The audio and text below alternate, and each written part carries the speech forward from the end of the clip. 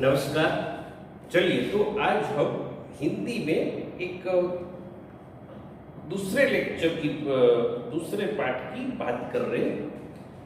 तो उसके अंतर्गत पहले तो हमें ये जानना चाहिए कि हमारे यहाँ त्योहार, ये जो अलग अलग त्योहार है, जैसे सावन महीना आता तो कोई उपवास करते हैं, कोई एक ही समय भोजन लेते हैं।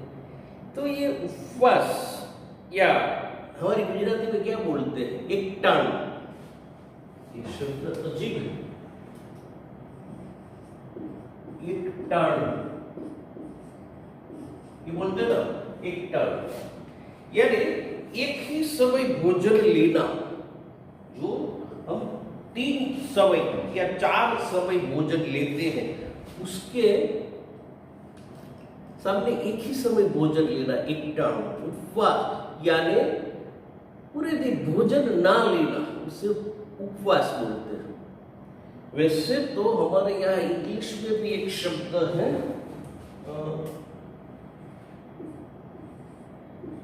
Break fast. तो ये जो शब्द है ब्रेकफास्ट, इसका मतलब तो ये होता है फास्ट जो है उससे ब्रेक करना। जैसे न्यूज चैनलों में ब्रेकिंग न्यूज आता है, सभी न्यूज को ब्रेकिंग न्यूज बोलते हुए, पता नहीं कौन सा ब्रेकिंग है। लेकिन ब्रेकफास्ट यानी नाश्ता, क्योंकि हम फास्ट करते हैं, उपवास करते हैं। कब से करते हैं? रात से करते हैं। रात से हमारा उपवास होता है, खाना खाने के बाद। ब्रेकफास्ट का मतलब तो वही है, खाना खाने के बाद हम उपवास करते रात, सुबह तक उपवास करते हैं, सुबह तक खाना खाते ही नहीं। इंग्लिश कल्चर है, उनकी ये व्याख्या है कि सुबह तक हम उपवास करते हैं, खाना खाते ही नहीं, और सुबह ये फास्ट को हमें ब्रेक करना है। ये जो फास्ट हो रहा है रात से, उससे ब्रेक करना, उसे बोलते ब्रेकफास्ट यानी नाश्ता। गुजराती में बोले तो शिरामण, राइट? तो ये सब क्यों करते हैं? अभी अभी जापानीज वैज्ञानिक है, उसे नोबेल प्राइज मिला। ये जो उपवास करते हैं, एकादशी जिसे बोलते हैं, एकादशी करते हैं, शनिवार करते हैं, कोई रविवार करते हैं, कोई गुरुवार करते हैं, कोई सोमवार करते हैं। सावन महीने में तो पूरा महीना एक ही समय भोजन लेते हैं। तो ये व्रत उपवास, उनके बारे में ये जापानी वैज्ञानिक ने संशोधन किया और नोबेल प्राइज मिला। उसने साबित कर दिया कि ये जो उपवास करते, व्रत करते हैं, उसके कारण उसके शरीर में जो जमा हुई है चर्बी, वो पिघल जाती है। उस व्यक्ति को कैंसर की संभावना कम हो जाती है। तो हमारे शास्त्रों में तो कई युगों से ये कहा गया है उपवास करना चाहिए, एक ही समय भोजन लेना चाहिए, ये सब प्रावधान है। लेकिन हम सावन महीने की बात करते हैं, तो सावन महीना है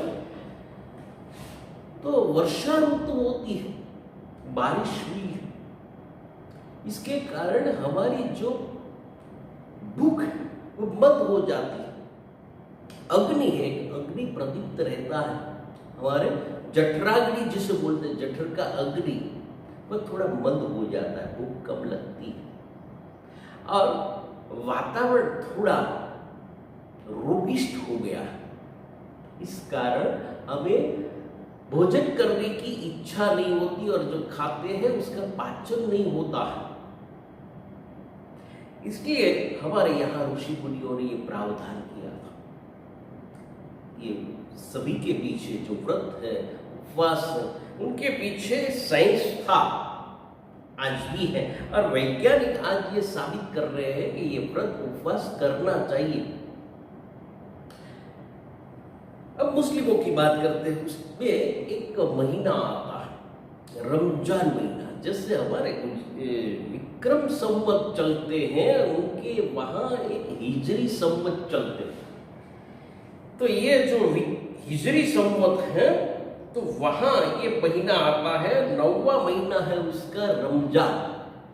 जैसे हमारे कार्तिक, माघ, पोष, महा, फागुन, चैत, वैशाख, ज्येष्ठ, आषाढ़, सावन, भादो और अश्विन या आसो।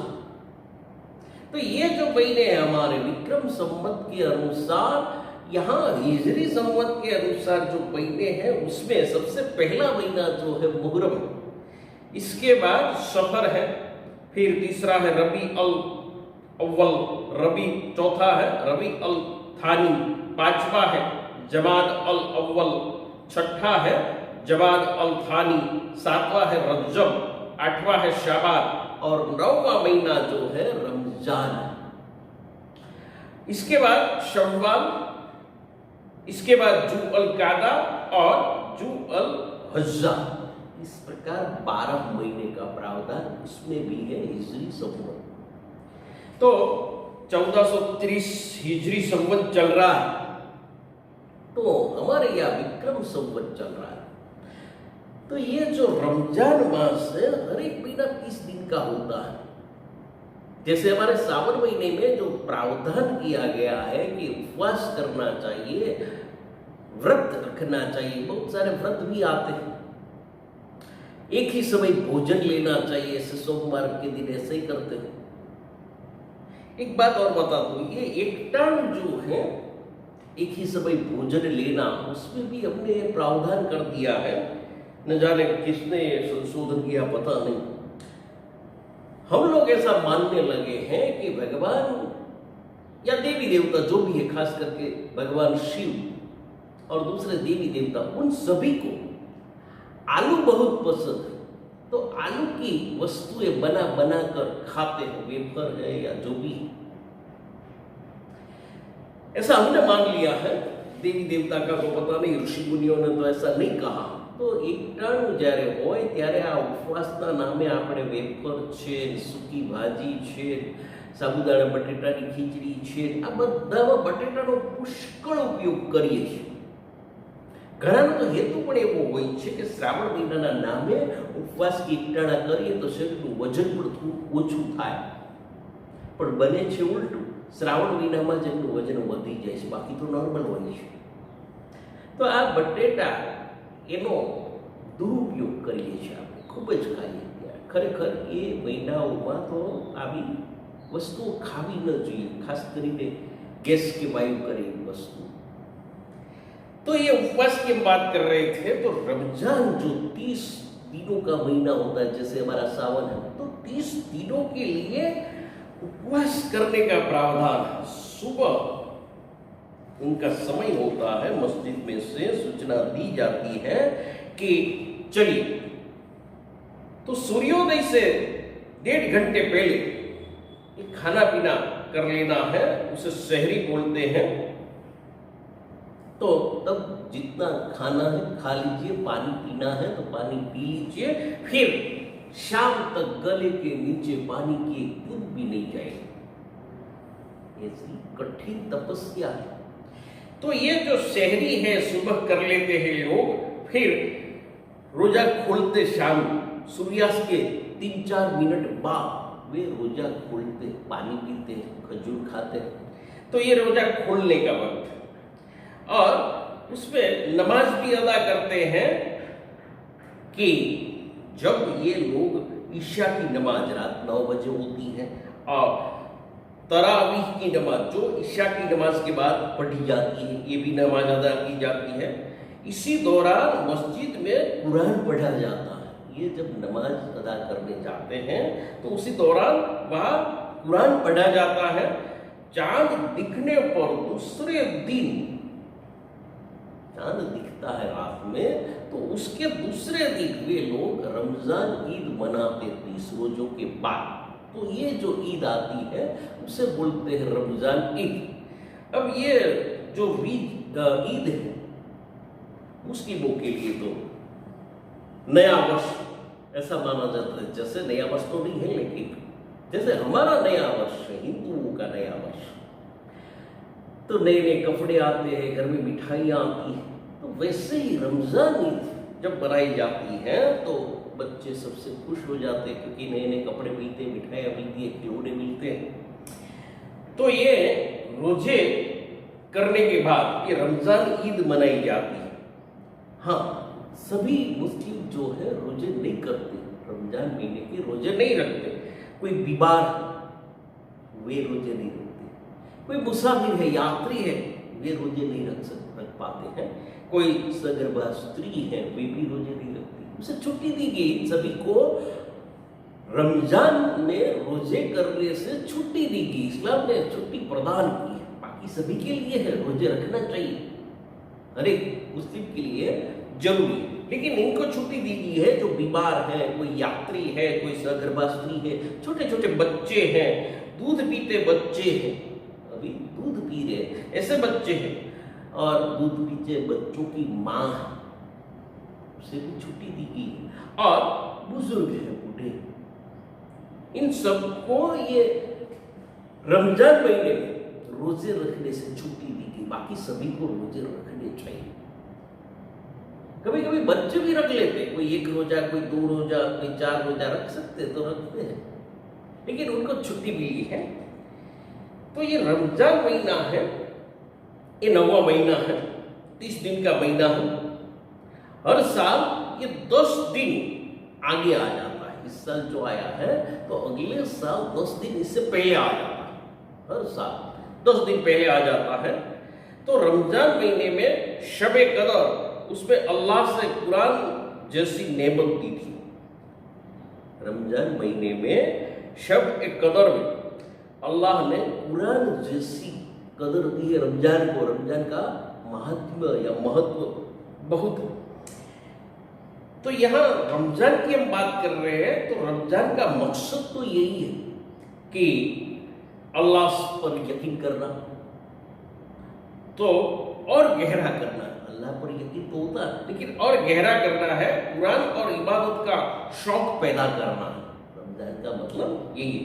और गुनाहों की तौबा करके नेकी के लिए उसे प्रेरित करना है। वह गुनाह करता रहता आदमी, तो गुनाहों की तौबा करके नेकी के लिए उसे प्रेरित करना है रमजान का। तो लोगों से हमदर्दी बढ़े, ये भी रमजान का एक हेतु है। और खुद पर आत्मनियंत्रण आ जाए, ये भी हेतु है। और अपने आप में जज्बा, धैर्य पैदा करना, ये भी हेतु है रमजान का। अब रमजान में ये एक और प्रावधान किया गया, जैसे मंदिरों के बाहर दान दक्षिणा देते हैं भिखारी को, वैसे रमजान में खास करके ईद, तो ईद में ये लोग फितरा या दान देते हैं। कितना दान या जकात देना होता है, देखिए 52 तोला चांदी का 2.5%, 52 तोला चांदी है, उसका 2.5% ही उसे दान करना चाहिए। तो रमजान के ईद के दिन ये अदा करना होता है। हर एक मुस्लिम को ये कार्य करना चाहिए, और इसके बदले उसमें 3.25 किलोग्राम गेहूं के बराबर दान देना होता है।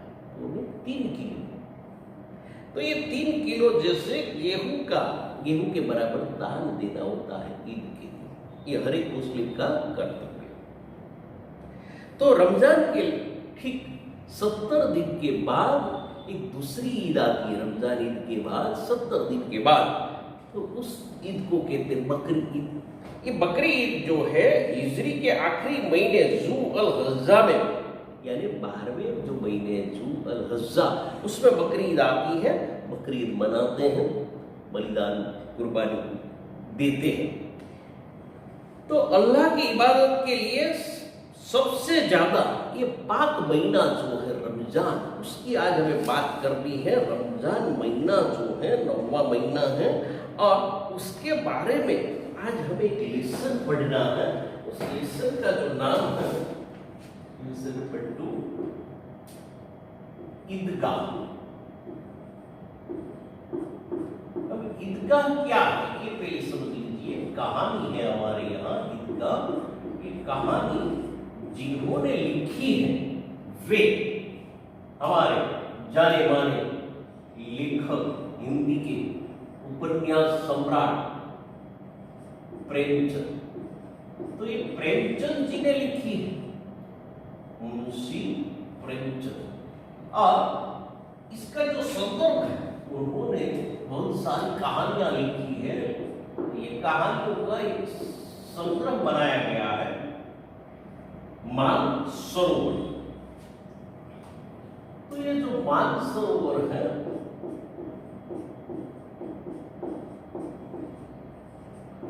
उसके 8 भाग, 1 से 8 भाग। तो ये वहां से ये कहानी ली गई है, मानसरोवर से। तो ये जो कहानी है हमारे मुंशी प्रेमचंद की, प्रेमचंद जी जाने माने कहानीकार, उपन्यासकार, उपन्यास सम्राट माने जाते हैं। उनके उपन्यासों पर से तो कई हिंदी फिल्में भी बनी है। शतरंज के खिलाड़ी है गोदान, बहुत सारी उपन्यास लिखी है। निर्मला, तो निर्मला विधवा जीवन की कहानी है, उस पर से तो एक टीवी सीरियल भी बनी है। गोदान है, कवन है, शतरंज के खिलाड़ी है, सुप्रसिद्ध उपन्यास है। और कहानियां भी बहुत चर्चित कहानियां रही है उनकी, जैसे कफन, पंच परमेश्वर, काफी सुप्रसिद्ध कहानी उन्होंने दी है। तो ऐसे हमारे ये जो लेखक हैं प्रेमचंद जी, उन्होंने ये ईदगाह नामक ये कहानी लिखी है। कई साल पहले की बात है, क्योंकि हमारे जो लेखक उन पर उर्दू का काफी प्रभाव रहा है। पहले वे उर्दू में लिखते थे, नवाब राय के नाम से वे जाने जाते थे, और ये शायद उपनाम जैसा बन गया था, नवाब राय, ये नाम से वे लिखते थे, उर्दू में लिखते थे। और उनका जन्म भी यूपी में वाराणसी के पास लमही नाम के गांव में हुआ था, और 1880 में और 1936 में उनकी मृत्यु हुई। तो उन दिनों की ये बात है जब देश आजाद नहीं हुआ था। उन पर ये आजादी का जंग जो है, स्वतंत्र संग्राम, उसका भी काफी प्रभाव रहा है। खास करके गांधी जी के असहयोग आंदोलन में सक्रिय होने के लिए उन्होंने अपनी सरकारी नौकरी का भी त्याग किया, जीवन में बहुत ही संघर्ष किया है।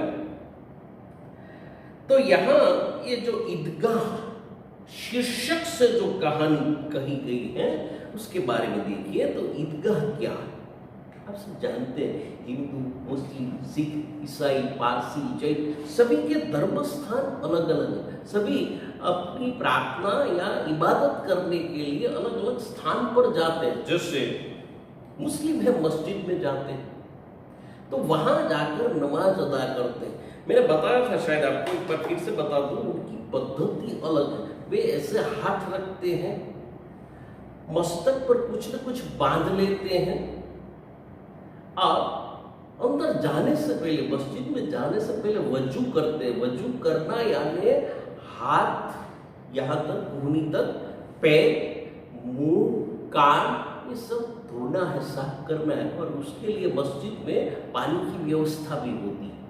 तो ये वजू करने के बाद मस्तक पर कोई टोपी या रुमाल धारण करके अंदर जाते हैं मस्जिद में, और अपने घुटने वे मुड़कर बैठते हैं, एक लाइनबद्ध, कतारबद्ध बैठते हैं, और उसके सामने उसका जो मौलवी होता है वे नमाज अदा करवाते हैं। एक साथ सभी झुकते हैं सिजदे में, एक साथ उठते हैं। बड़ा शिस्तबद्ध वातावरण होता है मस्जिद में।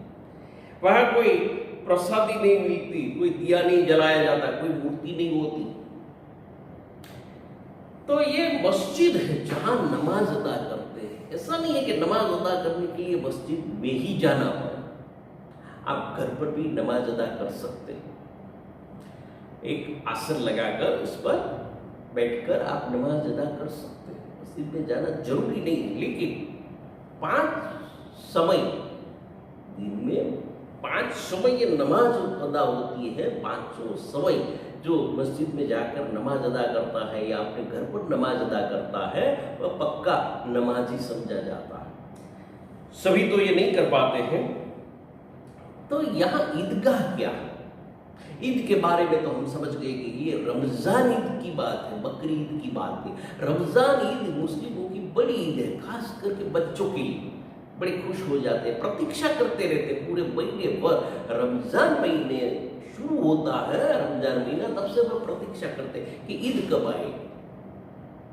तो ये रमजान ईद बड़ी ईद है, बच्चे खुश हो जाते हैं। ऐसी ईद और ईदगाह क्या है?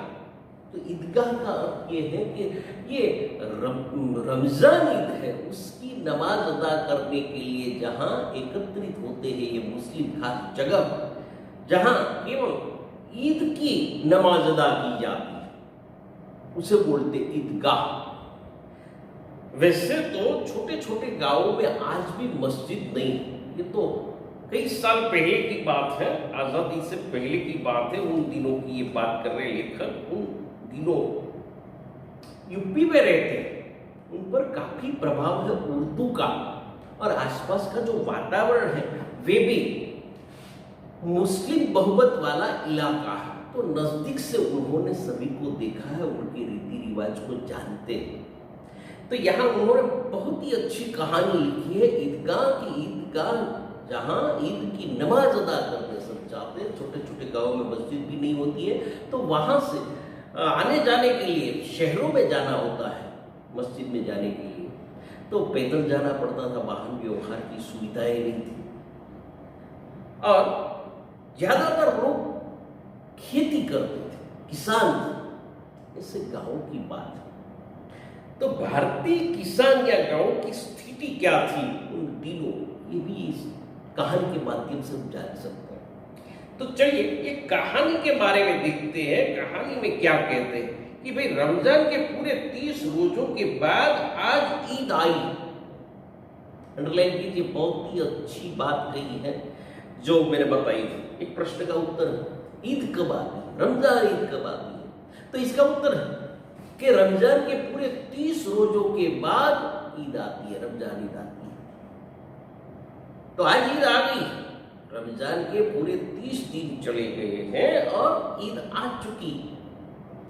अब देखिए ईद आ गई है तो कितना मनोहर, कितना सुंदर, कितना सुहावना प्रभात ईद का दिन। वैसे तो वे अगली रात चांद की प्रतीक्षा करते हैं कि चांद निकले, और चांद निकले तो उसके बाद ये रमजान ईद मनाते हैं। तो आज तो सुबह हो चुकी है, सुहावना प्रभात है, और आज सूर्य भी देखो कितना प्यारा लगता है। वैसे प्यारा तो लगता नहीं है रोज, लेकिन आज प्यारा लगता है, कितना शीतल लगता है। देखिए ये अतिशयोक्ति है, लेकिन ऐसा लग रहा आज सूर्य शीतल लगता है, प्यारा लगता है, मानो वह संसार को ईद की बधाई देने आ रहा। सूर्य निकला, सुबह हुई है, और संसार को, पूरी दुनिया को मानो ये ईद की बधाई देने निकला। गांव में भी कितनी हलचल हलचल मची हुई। ये मुस्लिम बहुमत इलाका या गांव। तो हमने ये देखा सबसे पहले कि हमें ये याद रखना है कि भाई ये ईदगाह क्या है। शब्द समूह के लिए एक शब्द दीजिए, उसमें भी पूछा जा सकता है कि ईदगाह। तो ये शब्द समूह है, देखिए ये शब्द समूह हो गया।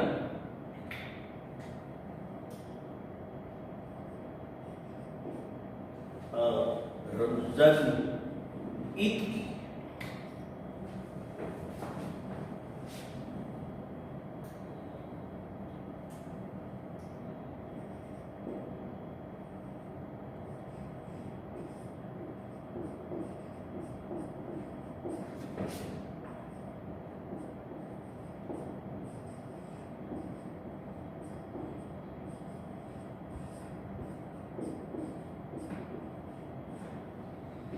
तो देखिए ये शब्द समूह हो गया है, इसे बोलते हैं ईदगाह।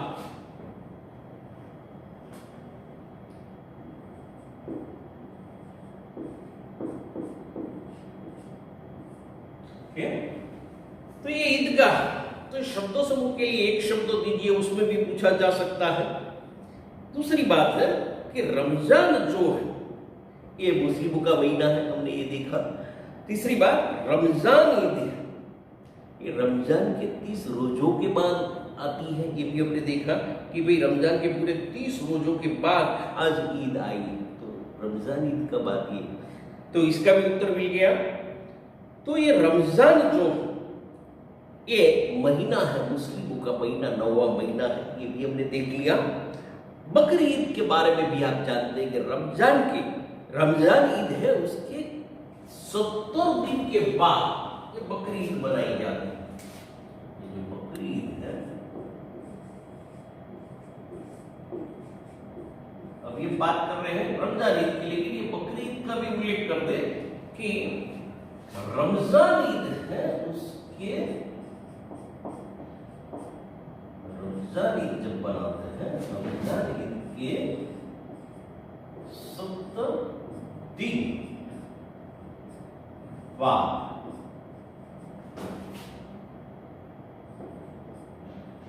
मनाई जाने वाली,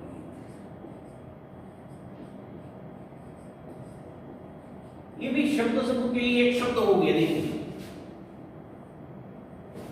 रमजान ईद के 70 दिन बाद मनाई जाने वाली ईद है जो उसे बोलते हैं बकरी। तो ये भी हमने देख लिया। अब देखिए, सूर्य सुबह हुई है, सूर्य निकला है, जिसे बोलते सूर्योदय हुआ।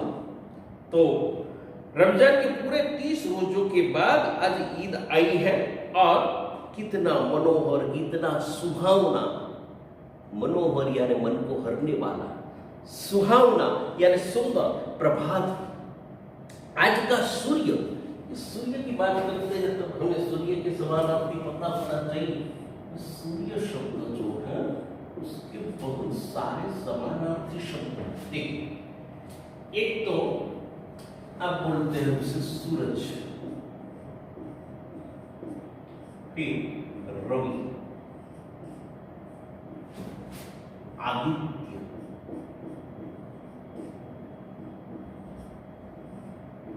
दिनकर,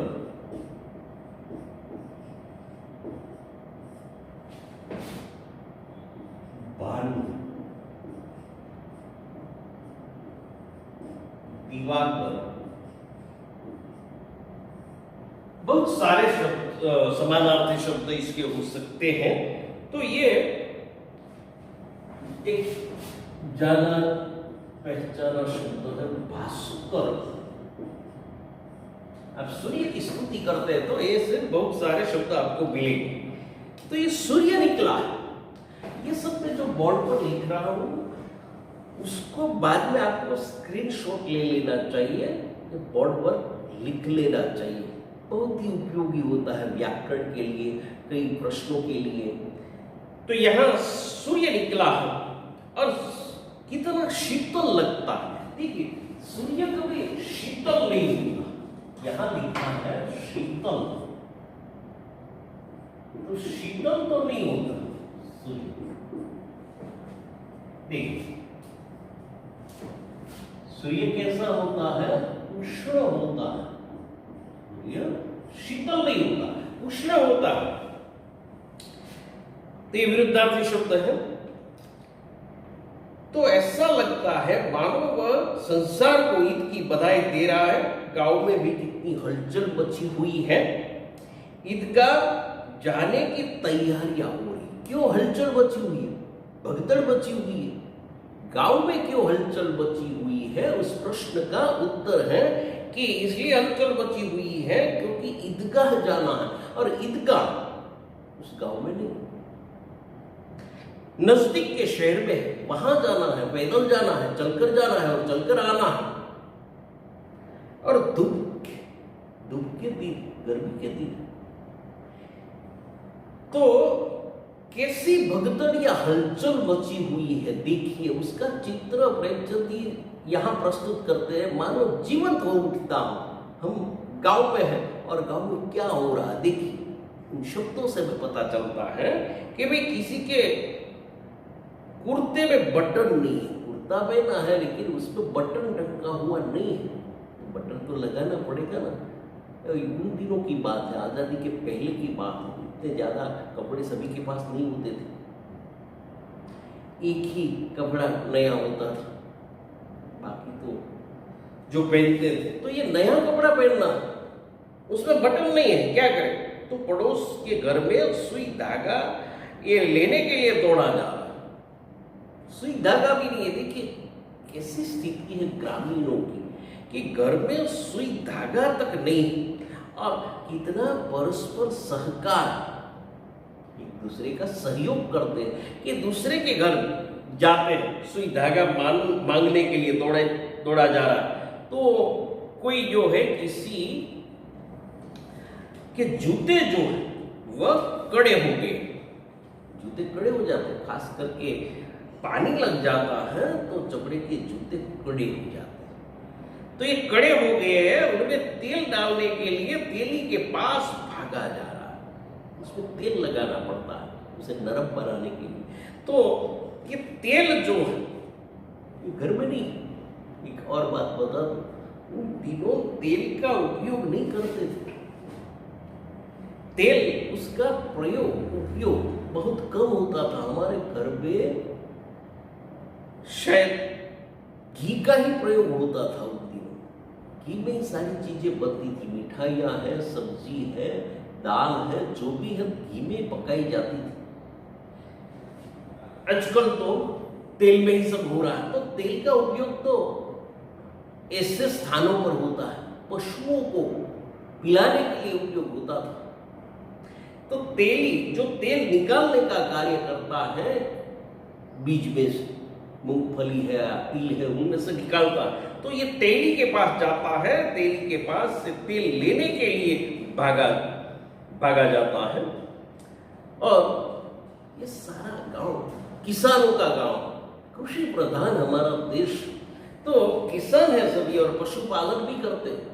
जो खेती करते हैं उनके लिए पशुपालन तो जरूरी है, और करते भी, क्योंकि खेती के लिए बैल चाहिए, उन दिनों ट्रैक्टर तो नहीं थे, तो पशुपालन करना पड़ेगा। दूसरी बात कि दूध चाहिए, अमूल का जन्म ही नहीं हुआ था उन दिनों, तो दूध के लिए सभी के पास गाय या भैंस होनी चाहिए, क्योंकि दूध तो बेचते नहीं थे, और बेचते जो थे वे मक्खन बेचते थे, घी बेचते थे। उन दिनों की बात है, जैसे भगवान श्री कृष्ण है, वे भी ऐसा चाहते थे कि गोकुल का मक्खन है, गोकुल में रहना चाहिए, मथुरा जैसे बड़े शहरों में नहीं जाना चाहिए। उन लोगों को मक्खन की जरूरत है तो वे गाय पाल लें।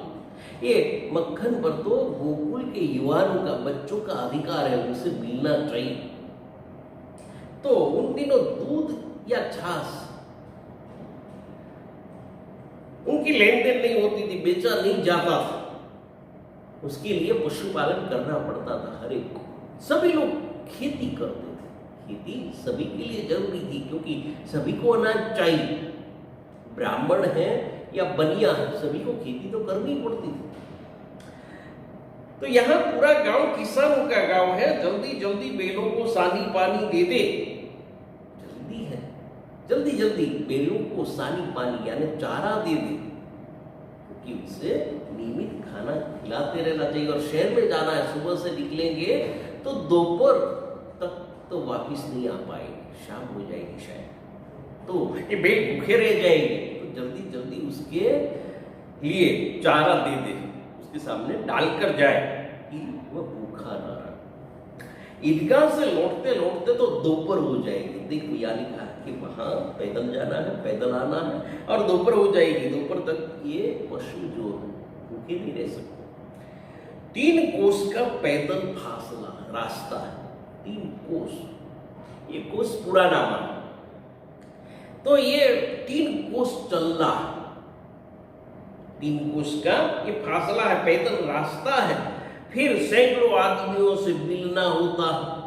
वहां ईदगाह में क्या होता है, पहले तो सब वहां नमाज अदा करते हैं, नमाज अदा करने के बाद सब एक दूसरे से गले मिलते हैं, ईद मुबारक देते हैं, मुबारकबादी एक दूसरे को देते हैं। बाहर निकलकर गरीब फकीर जो है उनको दान देते, खैरात करते।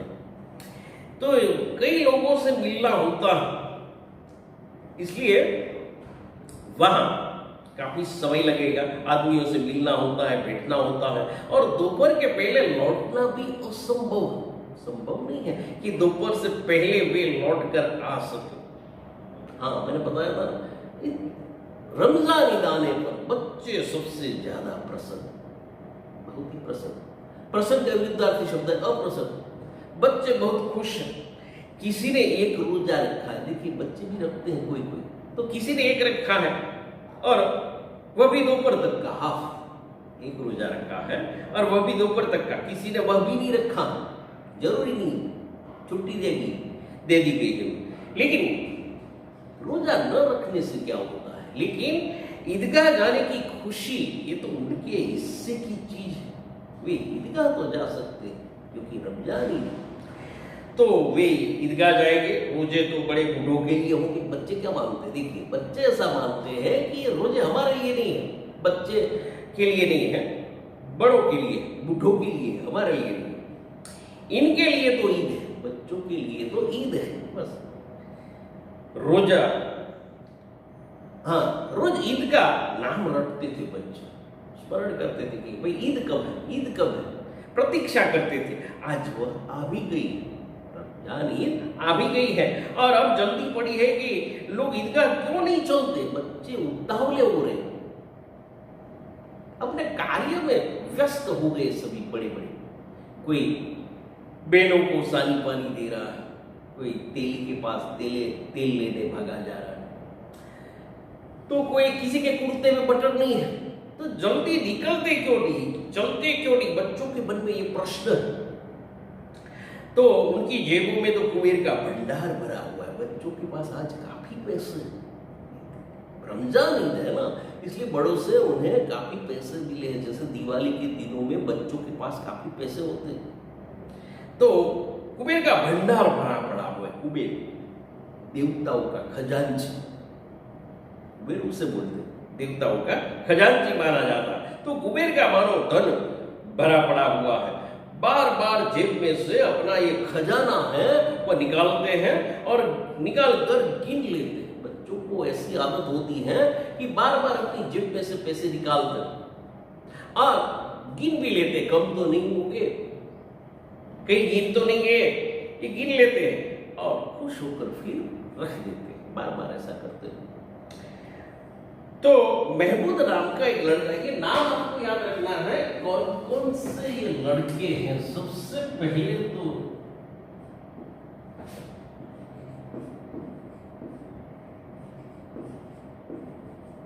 महमूद नाम का लड़का, तो ये महमूद नाम का जो लड़का है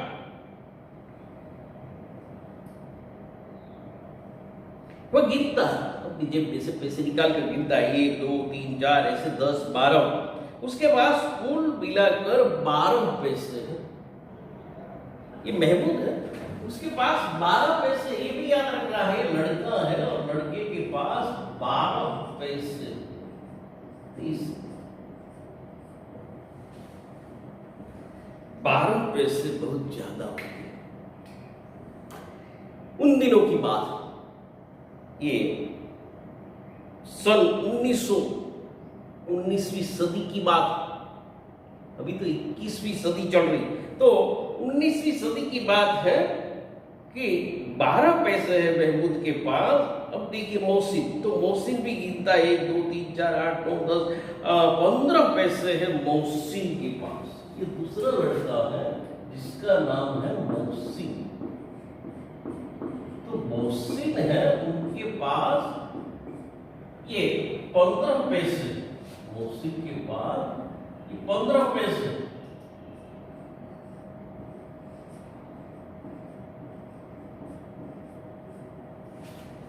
तो ये दूसरा लड़का है मोहसिन, वह गिनता है 15 पैसे उसके पास है। अब देखिए कि इन्हीं अनगिनत पैसों से अनगिनत चीजें लाएंगे बच्चों के लिए। ये अनगिनत, वैसे तो गिन लिया, जिसे गिना जा सके उसे गिनत बोलते हैं, अनगिनत तो नहीं बोलते। लेकिन बच्चों के लिए अनगिनत, और अनगिनत पैसों से अनगिनत चीजें खरीदेंगे, लाएंगे। यहाँ खिलौना, क्या क्या खरीदेंगे, अंडरलाइन कीजिए कि खिलौना खरीदेंगे, मिठाइयाँ खरीदेंगे, गेंद खरीदेंगे, और जाने क्या क्या खरीदेंगे। अब ये छोटा सा गांव है, छोटे से गांव से जाना है, गांव में एक सारी चीजें मिलती नहीं, और ईदगाह के बाहर तो मेला लगा हुआ होता है। आपने देखा होगा कि कभी कभी कब्रिस्तान या ऐसी जगहों पर मुस्लिमों के त्योहार होते तब बाहर मेला लगता है। हमारे हिंदुओं के त्योहारों में भी मंदिर के आसपास खिलौने वाले खड़े हो जाते हैं, मेला लग जाता है, जैसे जन्माष्टमी का मेला। तो बाहर तो ये मेला लगा हुआ होता है और ये सारी चीजें वहां मिलती हैं उन दिनों, तो ये सब अनगिनत चीजें खरीदेंगे। और सबसे ज्यादा उसमें प्रसन्न है हामिद, तो हमें इसकी बात करनी है, हामिद की बात करनी है। ये तीसरा लड़का, ये तीसरा लड़का जो है जिसका नाम है हामिद, ये हामिद जो है ये सबसे ज्यादा प्रसन्न है। क्यों प्रसन्न है? गरीब है, उसकी सूरत भी गरीब है, दुबला पतला लड़का है। देखिए उसका शब्द चित्र अंकित करने का प्रयास कर रहे हैं प्रेमचंद। एक तो गरीब सूरत है, दुबला पतला लड़का है, जिसका बाप गत वर्ष हैजे की भेंट हो गया था। हैजा एक संक्रामक रोग है, क्या बोल रहे गुजराती, कोलेरा। तो ये कोलेरा के कारण उसकी मृत्यु हो गई थी, भेंट हो गया था हैजे। तो हैजे की भेंट हो गया था, यानी मृत्यु हुई थी हैजा के कारण। फिर एक दिन मां भी मर गई, उसके बाद उसकी मां भी एक दिन मर गई। हामिद के पिता की मृत्यु कैसे हुई थी? तो हामिद के पिता की मृत्यु हैजे के कारण हुई थी। अब तो अनाथ हो गया, मां और बाप, माता पिता दोनों चले गए, अनाथ नहीं, ऐसा नहीं।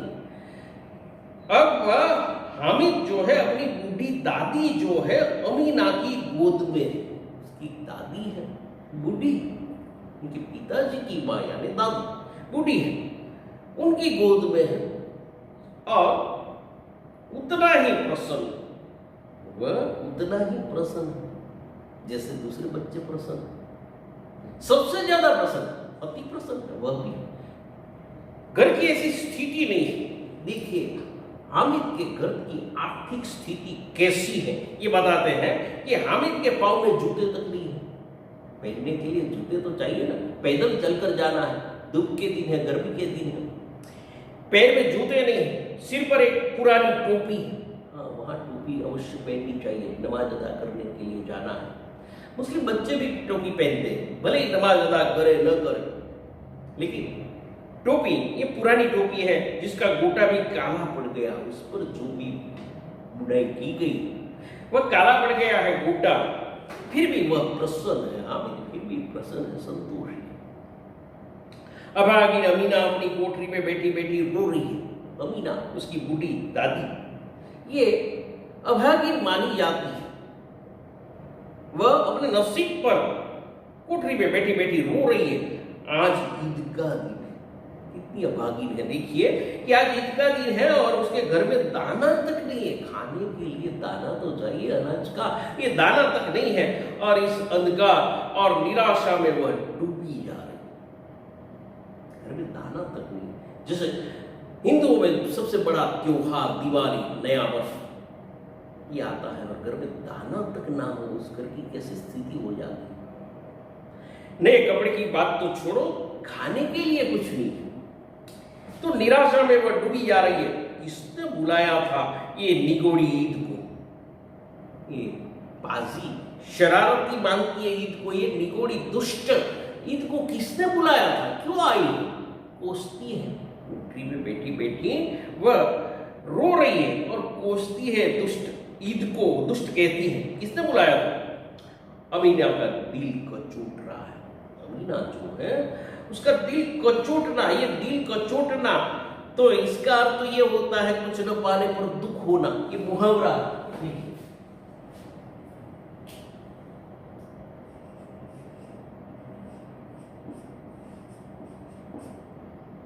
तो ये मुहावरा है दिल कचोटना।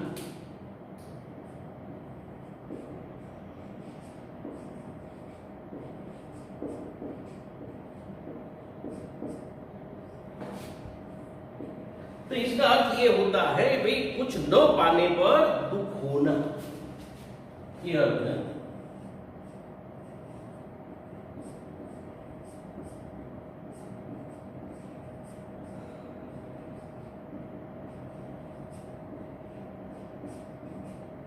ये इसका अर्थ है।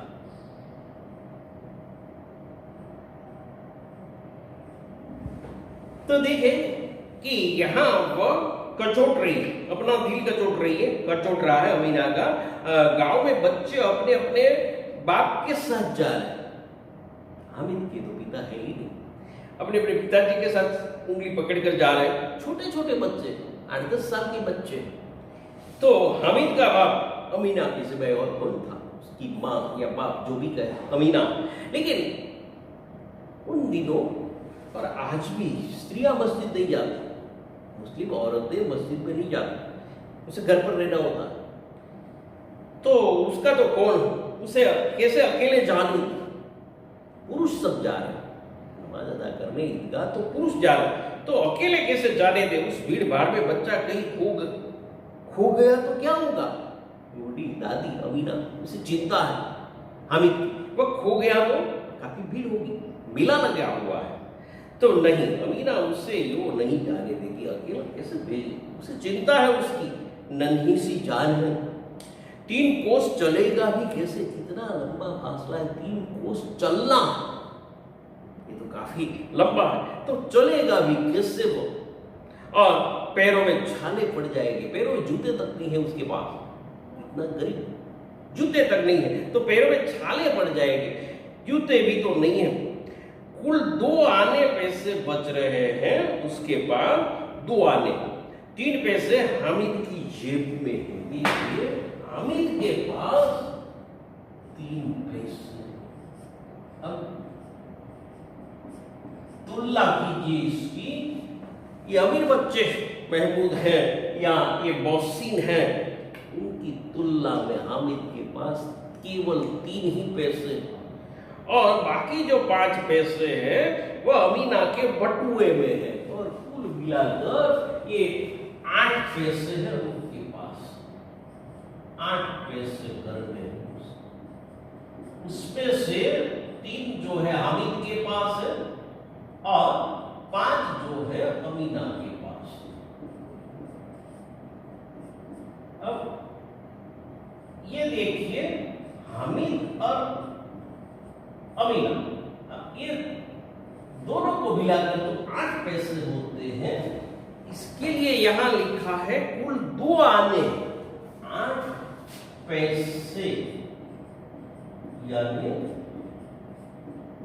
2 आने कहते थे, 2 आने,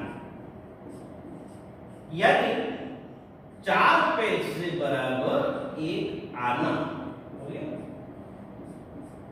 4 पैसों से 1 आना होता है। उन दिनों का ये विनिमय की वही पैसे और आने, तो वहां 4 पैसों से 1 आना गिनते थे, और यहाँ 2 आने पैसे हैं, उनमें से 3 हामिद के पास, 5 अमीना के बटुए में है। यही तो बिसात है, और ईद का त्योहार आ गया, यही उनकी बिसात है, औकात है, उनकी शक्ति उतनी है 8 पैसों की, और ईद का इतना बड़ा त्योहार आ गया। इतने पैसे तो, इससे तो ज्यादा पैसे बच्चों के पास, देखिए खिलौने लेने के लिए, मिठाइयाँ खरीदने के लिए ये खर्च करेंगे, और यहाँ इसकी स्थिति ऐसी काफी गरीब है। तो ईद का त्योहार आ गया, अल्लाह ही बेड़ा पार लगाएगा। बेड़ा पार लगाना ये भी मुहावरा है, इसका अर्थ होता है संकट से बचाना। अब तो अल्लाह ही बेड़ा पार लगाए, यानी अल्लाह ही इस संकट से, इस दुख से बचाएगा। हामिद भीतर जाकर अपनी दादी माँ से कहता है, अमीना से कहता है, तुम डरना नहीं अम्मा, मैं सबसे पहले आ जाऊंगा, तुम मेरी चिंता मत करो, मैं सबसे पहले वापिस आ जाऊंगा। और इस प्रकार गांव से सब चले। या लेखक ने बहुत ही एक अच्छा शब्द वाक्य का प्रयोग किया है, गांव से मानो मेला चला है। क्योंकि मेले में जाने के लिए सबसे ज्यादा तो बच्चे, और एक एक बच्चा नहीं, दो दो तीन तीन बच्चे होते हैं ना, तो ये सभी बच्चे, बड़े पुरुष जो है वह कम है, बच्चे ज्यादा है। इसलिए लेखक ने शायद लिखा है, गांव से मानो मेला चला। मेले में जाने के लिए सब चले। ईदगाह तो बड़े लोग जाएंगे और नमाज अदा करेंगे, और बच्चों के साथ हामिद भी जा रहा है। ये मेला चला है गांव से, उनके साथ हामिद भी चलने लगा है।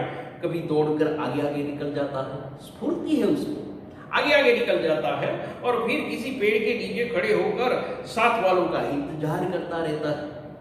फिर दूर आगे जाकर पेड़ के नीचे विश्राम करता है, इंतजार करता है सभी का, और सबके साथ चलता है।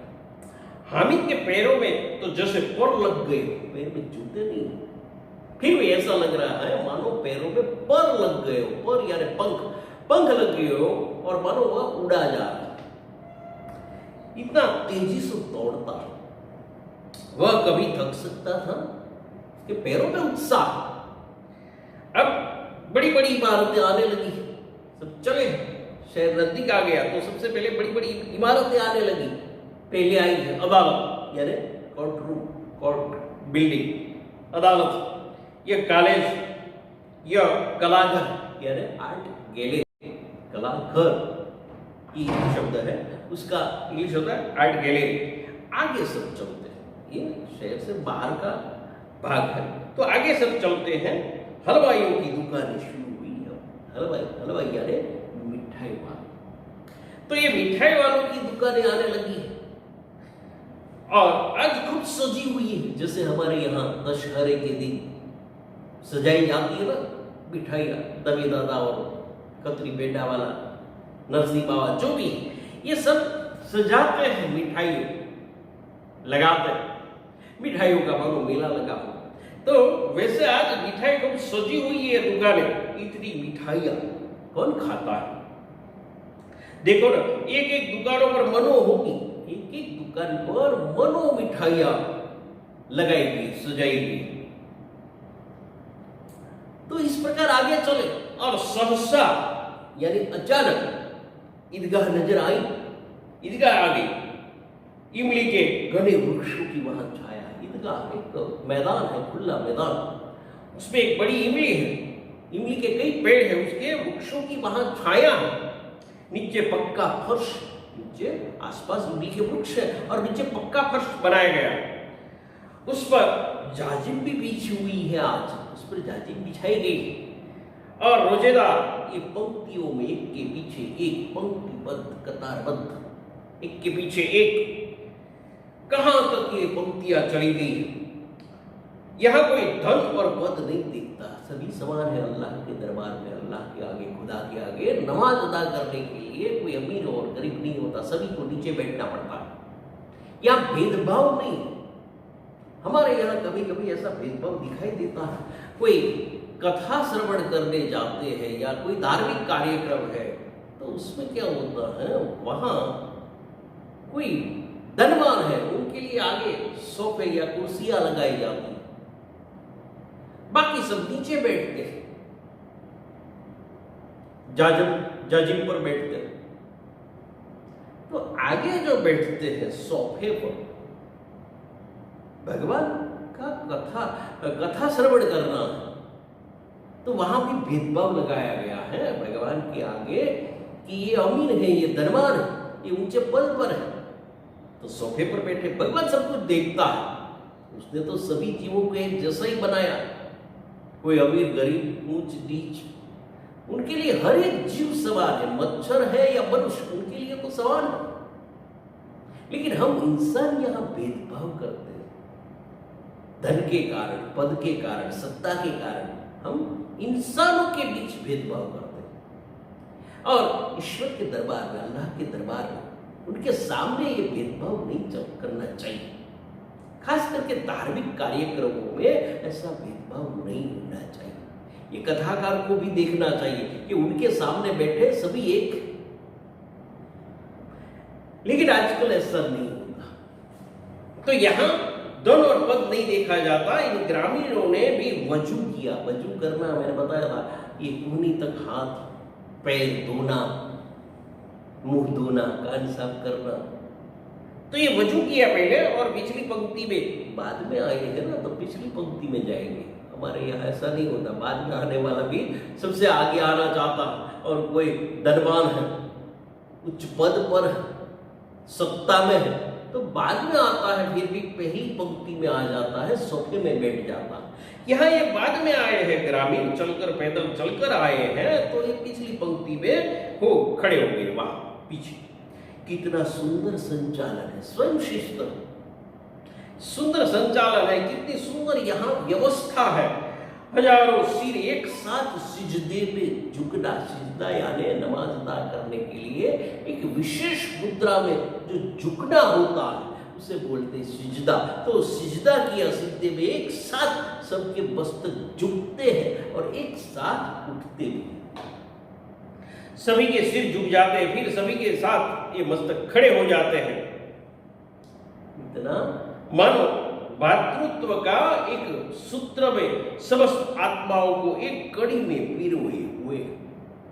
भातृत्व भाईचारा एक ही कड़ी में ये सब पिरोए हुए हैं, ऐसा भातृभाव भाईचारा की भावना है। समस्त आत्माओं को एक ही कड़ी में पिरोए हुए हो, एक ही सूत्र में पिरोए हुए हो, ऐसी भावना झलक पड़ती है, ऐसी भावना, ऐसी शिष्ट दिखाई देती है। दिल्ली में एक जामा मस्जिद है, बहुत बड़ी मस्जिद है, उसपे भी ऐसी कोई ईद या दूसरी कोई त्योहार है मुस्लिमों का, खास करके शुक्रवार, तो एक साथ सब सफेद वस्त्रों में एक साथ नमाज अदा करते हैं। उसके मैदान में देखने लायक दृश्य होता है। हजारों एक साथ झुकते हैं, हजारों एक साथ उठते हैं, शिस्तबद्ध लाइन में बैठते हैं। तो अद्भुत दृश्य होता है ये। चलिए आज यहां तक रखते हैं, नेक्स्ट टाइम हम मिलेंगे और इसके बाद बात करेंगे। बहुत ही अच्छी कहानी है, आप सबको ये कहानी पढ़नी चाहिए। आज ये होमवर्क पे एक काम कीजिए, आपको इतना ही करना है। सबसे पहले तो ये टाइटल मैंने बताया था कि भाई इतना लिख लेना चाहिए पहले फेसबुक में, इतना फेसबुक में टाइटल में लिखना है, इसके बाद शब्दार्थ लिखना है।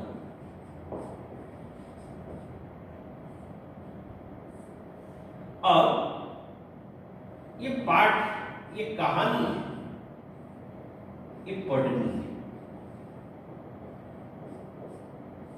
तो इतना होमवर्क है आप, एक तो फेसबुक में ये आप लिख लेंगे, इसके बाद शब्दार्थ लिखेंगे जो आपके पाठ्य पुस्तक में दिए गए, और इसके बाद ये पूरा लेसन, ये पूरी कहानी आपको पढ़ लेंगे। ये पढ़ने से पता चलेगा कि भाई कैसी कैसी घटनाएं आगे होने वाली है, कितनी अच्छी कहानी है।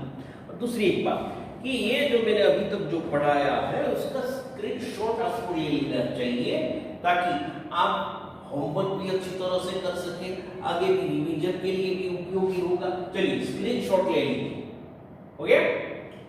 तो स्क्रीनशॉट हर एक लेसन में जरूरी है, बार बार मैं नहीं बोलूंगा, शायद भूल जाऊंगा, लेकिन आपको याद रखना है कि ये बोर्ड पर जो कुछ भी लिखा है ये हमारे लिए महत्वपूर्ण है, उसे हमें याद करना है, याद रखना है। क्लियर?